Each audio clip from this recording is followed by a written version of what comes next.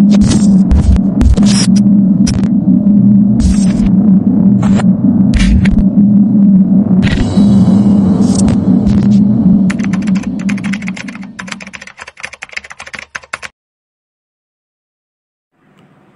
araw mga ka-modern. Sa episode na to ay pag-uusapan natin ang isang nilalang na hindi natin alam na nag-e-exist pala sa ating kapaligiran. Maaari na nakakasalubong natin ito o di kaya minsan ay nakakasalamuha. Ano nga ba ang papel nito sa ating pamayanan at bakit isa siya sa mga nagiging dahilan ng pamamaalam ng isang individual na may karamdaman? Ngunit kung bago ka pa lang sa akin channel ay huwag kalimutang mag-subscribe at pindutin ang notification bell para lagi kang updated sa mga videos at trivia na tulad nito. Tara, alamin natin.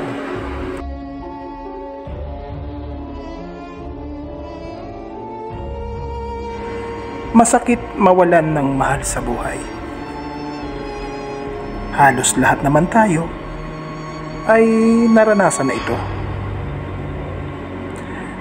May ilang nilalang na pumapanaw dahil sa isang aksidente o di kaya ay sa isang krimen. Ngunit madalas na ang dahilan ng pagpanaw ng isang tao ay dahil sa isang karamdaman. Sa ilang probinsya sa ating bansa ay madalas itong mangyari. Dahilan dito ay ang kakapusan sa pinansyal o dahil sa malalayong ospital. Kung kaya naman ay mas pinipili na lang ng kanilang kaanak na sa bahay na lamang hintayin ang pagyao ng mahal nila sa buhay na ginupo ng karamdaman. Ngunit may ilang kwento na nakakakilabot na ito o umano ang dahilan kung bakit agarang pumapanaw ang isang taong may karamdaman. Isang nilalang ang siyang may dahilan at siyang kumikitil sa taong may sakit. At ito ay ang paradono. Ang paradono ay isang halimaw na nagpapabilis sa agarang pagkawala ng isang tao at kumakain sa taong may karamdaman. Mapagbalat kayo ang isang paradono pagkat maaari mo itong makasalamuha. Oo, isa din siyang tao na ginagamit niya ito bilang panlinlang para hindi siya paghinalaan. Kapag nalaman niya na ang isang bahay ay mayroong isang taong may karamdaman, ay aatakihin niya ito pagsapit ng gabi.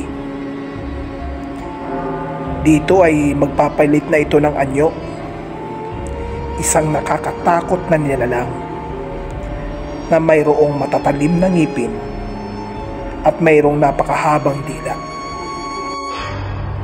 Ang paradono ay umaakyat sa bubungan ng bahay ng taong kanyang bibiktimahin. At dito niya gagawin ang pagbawi ng buhay ng taong may karamdaman. Di umano ay sa pusod ng taong may karamdaman ipinapasok nito ang kanyang napakahabang dila at sisipsipin ang laman loob ng kanyang biktima. Hindi ito mahalata ng kaanak ng kanyang biktima at iisipin nila na ginupo na ito ng kanyang karamdaman.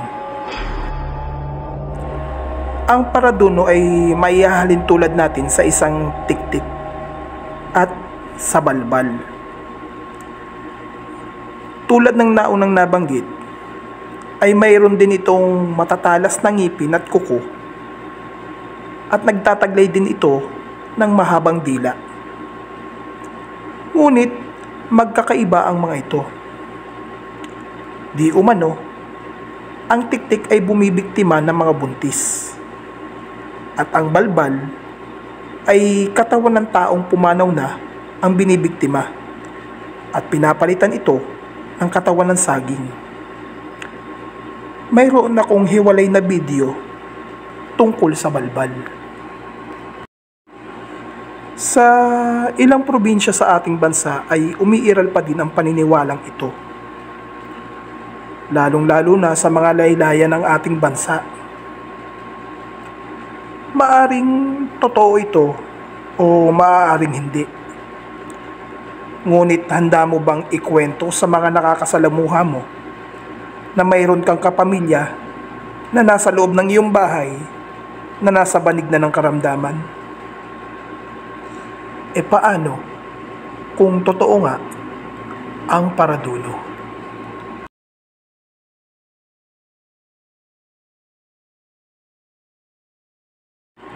Minsan lang tayong dadaan sa mundong to.